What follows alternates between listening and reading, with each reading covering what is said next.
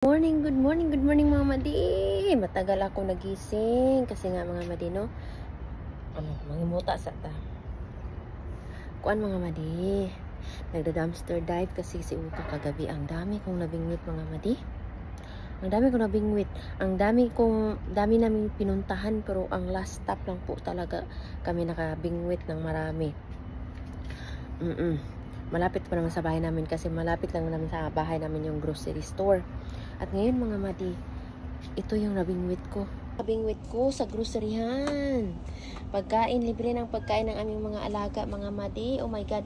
Ang gagawin ko ngayon mga madi is, akin itong, huhugasan. Oo, huhugasan ko to mga madi. Ang dami pa namang laman nito mga madi. At mayroon pang egg mga madi, oh. Egg yan mga madi. Huhugasan ko yan mga madi. Hindi pa yan, madumi lang pero hugasan ko yan, pwede pa yan magpancake.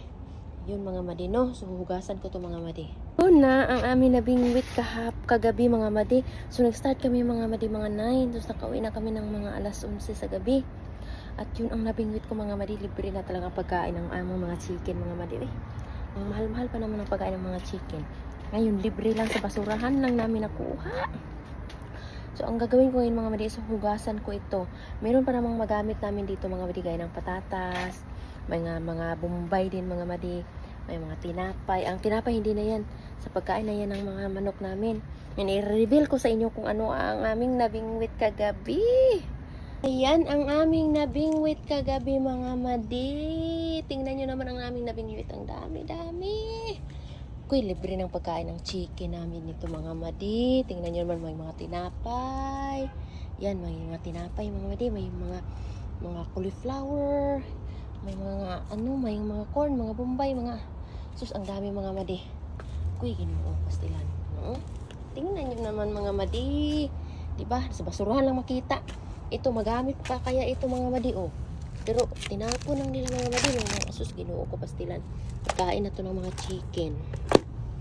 Ayan mga madi, yun lang, maglinis na si Uka.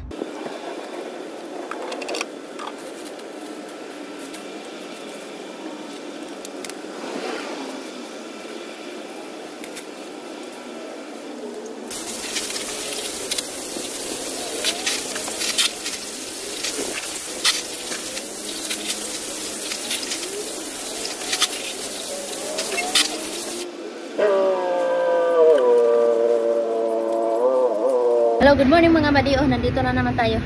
So ngayon na nakasupot na mga madi ang ating pagkain ng ating mga alagang chicken. So may 6 na doon, nalagay ko na sa freezer. May dalawa dito sa labas. At ngayon itong mga tinapay, huhugasan ko ito at ilagay ko ito sa freezer para sa aming alagang manok. Ngayon mayroong magaganda. So ngayon, ayan mga madi, ito sa amin na ito mga madi no. Malinis pa naman to. So ang gagawin ko nito mga madi, huhugasan ko ulit ng sabon para talagang malinis. At ito sa chicken to mga madi. Ayan, sa chicken. So may 2 natira dito. Meron na akong nalagay doon sa freezer, 6. So may 2 natira dito. Ayan. At ayun, mga tinapay yan mga madi. Huhugasan ko din yan. Nakabalot naman siya ng plastic. Huhugasan ko pa rin kasi para talaga yung malinis ba bago ilagay sa freezer. So libre na ang aming mga alagang manok. So tingkuha nga pala ng basura ngayon kaya maingay doon sa sa labas ng gate namin. Mga basurero kumukuha na ng basura. Ayan, kung nakikita nyo yan, basurero yan. Big garbage day kasi ngayon, kaya yun ayan. So malinis na, ilagay na natin to sa ating freezer yung mga tinapay. So ngayon ito mga madi, atin na itong ilagay sa ating refrigerator. Ay naku mga madi, caramel corn rice.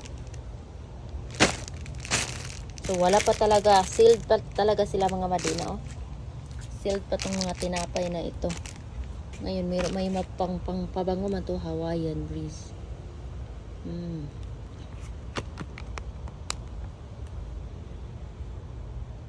Pasang bahay man to.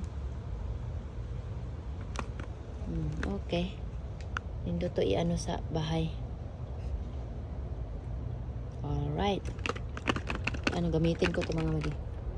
Pangpabango ng bahay. Ayan, so ilagay na natin to mga madi sa ating refrigerator, freezer. Mga madi, so nandito na sa ating freezer. So lahat ng dito sa loob is para lang ito sa mga chicken. So indito na yung mga tinapay, dito yung mga gulay sa baba.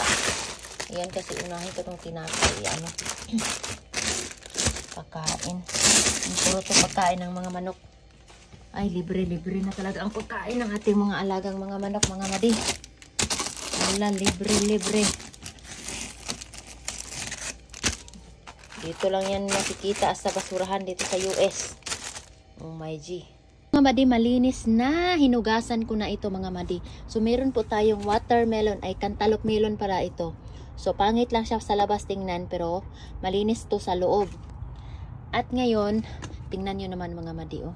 So diba, nilinisan ko mga madi, nilagyan ko na talaga yun ng ano, ito oh. Ito yung, tas nagamit din ako ng ganito. Kinuskos ko talaga sila mga madi para malinis talaga mga madi. Sayang din naman ibahog ito sa mga chicken. Ay, ito oh. Ito, ano pa to? Cauliflower. No? Tingnan nyo naman mga madi oh.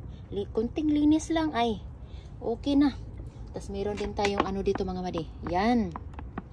Atsal. Meron tayong atsal. At ito mga madi. Nilinisan ko din ito mga madi nun. Nilagyan ko talaga ng sabon mga madi. Ito talaga ang ano ko ginamit ko mga madi. At si Akka, meron din atong apple. Ito, oh, malinis pang apple, no? Tingnan nyo naman mga madi, oh. Diba, tinapon lang nila mga madi. Tinapon lang yung mga apple. Kaya may pagkain talaga sa basurahan mga madi. Linisan lang talaga kasi, alam nyo naman, basura galing, diba?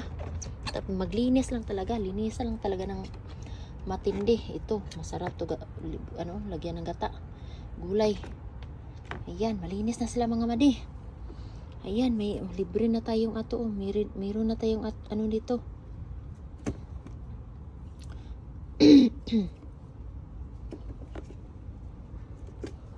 May ano din tayo, may mga patatas.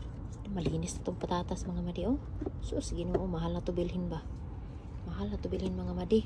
So ito lang talaga ang ano ko napili ko sa mga binabasura ko kahapon. Yan, ito lang napili ko mga madi. Mostly sa napili ko, padong na yun doon sa chicken. Which is, maganda-ganda pa naman yun mga madi. Pero, i-ano ko na yun sa mga chicken. Ibigay ko na yun sa mga manok para hindi na kami magbili ba ng pagkain. So, ang dami ko pa talagang na ano mga madi, na basura. So, yun. Alam ko na kung saan mamasura mga madi. Nandoon lang pala, malapit lang pala sa bahay namin. Nagpunta pa kami ng malayo. Punta pa kami ng Target nagpunta pa kami ng Target, nagpunta pa kami ng Publix. Layo doon. Pero ngayon, alam ko na kung saan mamasura. Nandoon lang pala sa Aldi, malapit lang pala sa bahay namin mga madi. So yun lang mga madi daw. Mag-ano na ako magluto na ako. Chares.